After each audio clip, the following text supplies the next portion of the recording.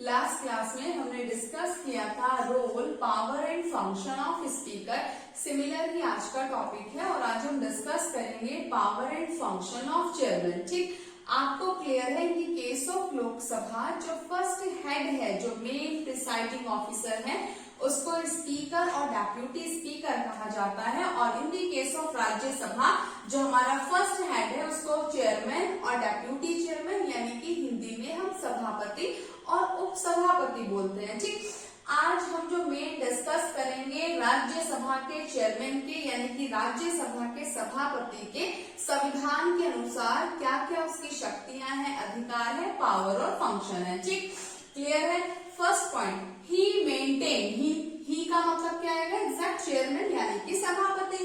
He maintain order and decorum in the house for conducting its business and regulating its proceeding.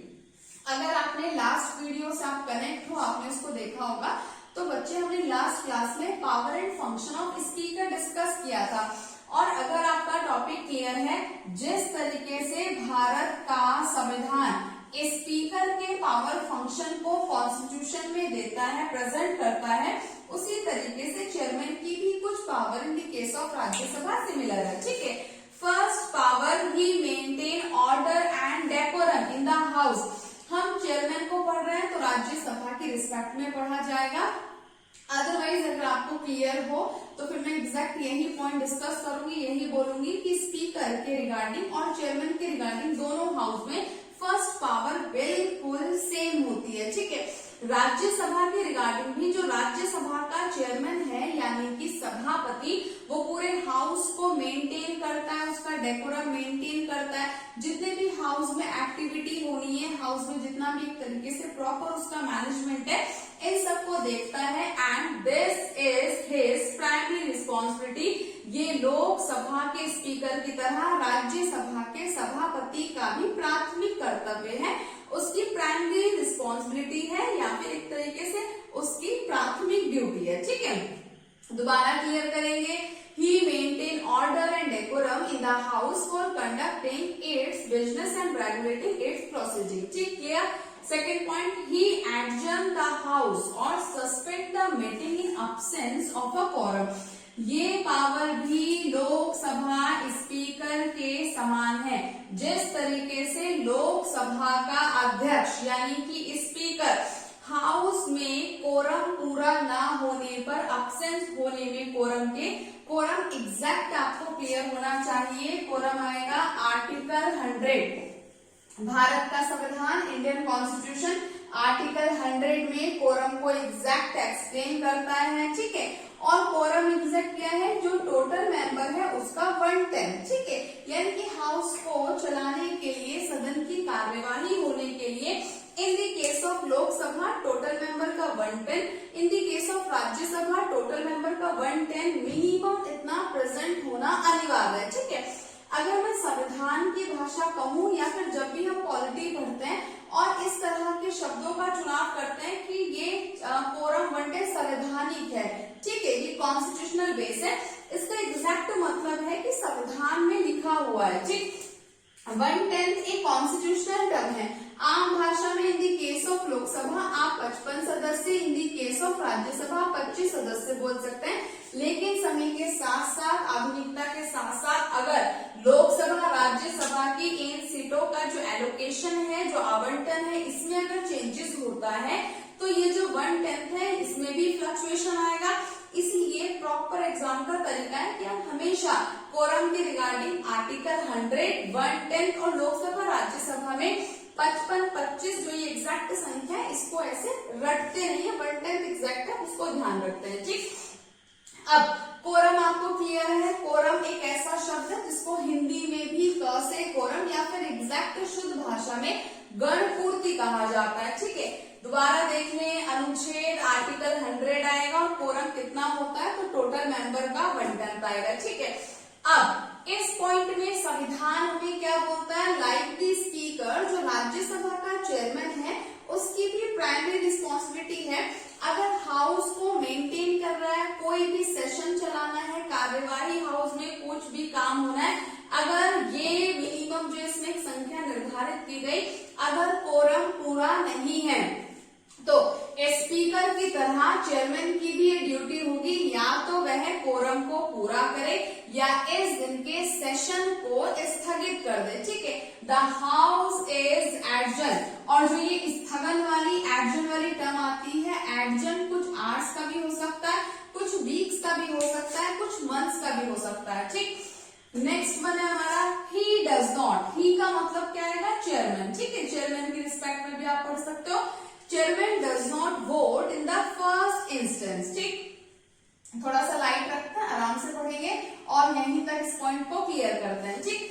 जैसे कि मैंने आपको बताया, जैसे लोकसभा स्पीकर की संविधान में कुछ पावर है, फंक्शन है, उसी तरीके से राज्यसभा के चेयरमैन की भी सिमिलर पावर है। ठीक है, स्टार्टिंग की जो 3 पावर है, ये स्पीकर और चेयरमैन की बिल्कुल सेम सिमिलर पावर है। ठीक है, लोकसभा के रिगार्डिंग जो स्पीकर है वह लोकसभा का सदस्य ही होता है, मेंबर होता है, और लोकसभा को अनाउंस करता है, प्रिसाइड करता है। In the case of Rajya Sabha जो प्रिसाइडिंग ऑफिसर है यानी कि चेयरमैन, आपको क्लियर है वो क्या है? X official chairman of Rajya Sabha, Bharat का उपराष्ट्रपति है, यानी कि वाइस प्रेसिडेंट ही है। फिर भी स्पीकर की तरह चेयरमैन की भी सिमिलर पावर है। He does not vote in the first instance, पहली बार में स्पीकर की तरह जो राज्यसभा का चेयरमैन है वह भी मतदान नहीं करता। ठीक है, अगर आप खुद से भी पढ़ रहे हैं संविधान को, पॉलिटी को, और ये टर्म आती है फर्स्ट इंस्टेंस, तो फर्स्ट इंस्टेंस का मतलब है किसी भी बिल को पास करने के लिए जो पहली बार में सदस्यों के द्वारा मत दिया गया है, उसको एक स्पेसिफिक टर्म फर्स्ट इंस्टेंस से डिनोट कर दिया गया है। ठीक है, तो जो चेयरमैन है वो हाउस का मेंबर ही नहीं है, वो वैसे भी वोट नहीं दे सकता, लेकिन अगर आप उसको बिल्कुल डिटेल में, ब्रीफ में पढ़ रहे हो तो यही टर्म आएगी, he can not vote in the first instance. Speaker भी पहली बार में मत नहीं देता, जबकि स्पीकर तो मेंबर भी होता है। ठीक है, but he can exercise a casting vote, casting vote Hindi में निर्णायक मत, but he can exercise a casting vote in the case of a tie। ठीक है, या फिर आप case of a tie को बोल सकते हो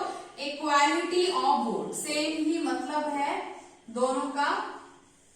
ठीक है, यहाँ पर कहने का मतलब क्या है? स्पीकर की तरह चेयरमैन ऑफ राज्यसभा भी पहली बार में मत नहीं दे सकता, लेकिन अगर सदन में कभी ऐसी परिस्थिति उत्पन्न हो जाए कि सदन में किसी बिल पर, हाउस में किसी बिल पर वोटिंग हो जाए और हाउस इक्वल डिवाइड हो जाए, ठीक है, टाई वाली कंडीशन आ जाए, मत बराबरी की स्थिति आ जाए, तो ऐसी कंडीशन में जो राज्यसभा का चेयरमैन है वो मेंबर भी नहीं है, फिर भी स्पीकर की तरह उसको भी संविधान ये अधिकार देता है कि वह निर्णायक मत दे सकता है, कास्टिंग वोट दे सकता है और इस डेडलॉक को खत्म करेगा, रिजोल्व करेगा। ठीक, नेक्स्ट वन मैंने अलग से हाईलाइट करके लिखा है, आप फोकस करेंगे।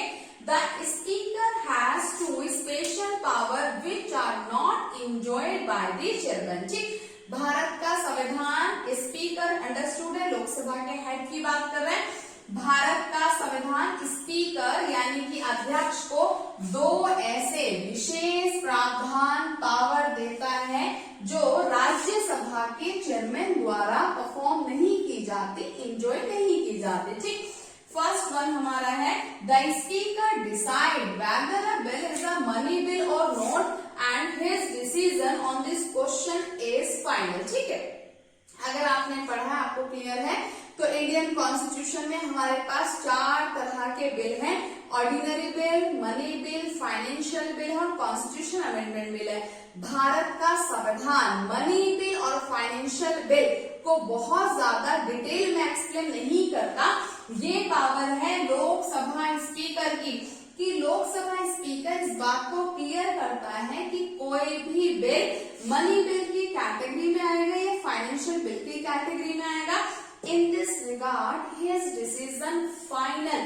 Even president does not challenge him and any court of law. ठीक है, आप ध्यान रखेंगे, भारत का संविधान लोकसभा के स्पीकर को एक विशेष प्रावधान देता है वह क्लियर करता है कि कोई बिल धन विधेयक है या नहीं, और इस संबंध में इसका निर्णय अंतिम होता है। ठीक है, तो एक ये इस तरह की स्पेशल पावर है जो राज्यसभा के चेयरमैन को नहीं दी जाती अकॉर्डिंग टू कॉन्स्टिट्यूशन। आप पढ़ रहे हैं। नेक्स्ट वन है हमारा, the speaker preside over a joint sitting of 2 houses of parliament. बहुत ही ज्यादा इंपॉर्टेंट है, बिल्कुल भी भूलने वाला नहीं है।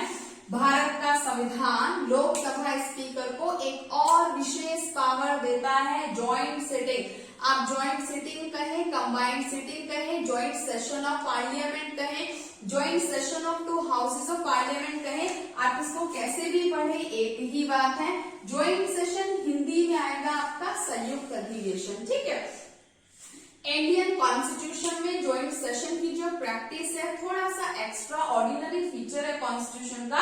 इसको हमने ऑस्ट्रेलियन कॉन्स्टिट्यूशन से बोरो किया और ये आपको दिखाई देगा इंडियन कॉन्स्टिट्यूशन आर्टिकल 108 और नॉलेज के मैं आपको क्लियर करूं आज तक भारत के संविधान में। ठीक है, कमेंसमेंट ऑफ द कॉन्स्टिट्यूशन, जब भी हम संविधान की स्टार्टिंग की बात कर, जब भी हम कमेंसमेंट ऑफ द कॉन्स्टिट्यूशन बोलते हैं, कमेंसमेंट ऑफ द कॉन्स्टिट्यूशन क्या है, संविधान का प्रारंभ। और बच्चे संविधान का प्रारंभ एग्जैक्ट 26 जनवरी 1950 को कहा जाता है। तो इसी डेट को मैंने हाईलाइट करते हुए आपसे कहा कि आज तक भारत के संविधान में प्रारंभ से लेकर केवल 3 बार ही ज्वाइंट सेशन किया गया है। ठीक है, तो आप ध्यान रखेंगे जब भी ज्वाइंट सेशन होता है बहुत ही विशेष परिस्थिति पर, स्पेशल कंडीशन पर ज्वाइंट सेशन परफॉर्म किया जाता है। ज्वाइंट सेशन में आपको आम भाषा में क्लियर करूं तो हमारे पास 2 हाउस है, लोकसभा और राज्यसभा है। दोनों सेपरेटली अपनी चीजों को डिस्कस करते हैं, बिल को पास करते हैं। कभी कभार कुछ ऐसी विशेष परिस्थिति उत्पन्न हो जाए कि दोनों सदनों के बीच एक डेडलॉक उत्पन्न हो जाए। डेडलॉक यानी कि गतिरोध, कोई बिल पेंडिंग है, एक हाउस ने पास कर दिया, दूसरे हाउस में वो डिस्कस के लिए है, या फिर दूसरे हाउस के पास 6 महीने से ज्यादा है, और भी कंडीशन है इसमें। फिर हमारे पास ज्वाइंट सिटिंग का कॉन्सेप्ट है। ज्वाइंट सिटिंग पर मैं आपको अलग से एक वीडियो डालकर पूरा टॉपिक क्लियर करूंगी, क्योंकि joint sitting in the case of ordinary bill and financial bill के रिगार्डिंग ही पॉसिबल है। In the case of money bill and constitution amendment bill, joint session cannot announce, joint session perform नहीं किया जा सकता। ठीक है, तो आप आम भाषा में ध्यान रखेंगे जब भी ज्वाइंट सेशन होगा, संयुक्त अधिवेशन होगा, तो इसको अनाउंस करता है भारत का राष्ट्रपति। और ज्वाइंट सेशन को प्रिसाइड कौन करता है, बहुत ही डायरेक्ट और स्पेशल क्वेश्चन एग्जाम में आता है। Who presided over the joint sitting of the house? संयुक्त अधिवेशन को अध्यक्षता कौन करता है? ठीक है, तब आप ध्यान रखेंगे भाई लोकसभा स्पीकर, भारत का उपराष्ट्रपति जो राज्यसभा का एक्स ऑफिशियो चेयरमैन है, वह कभी भी ज्वाइंट सेशन को, कभी भी ज्वाइंट सेशन को प्रिसाइड नहीं करेगा।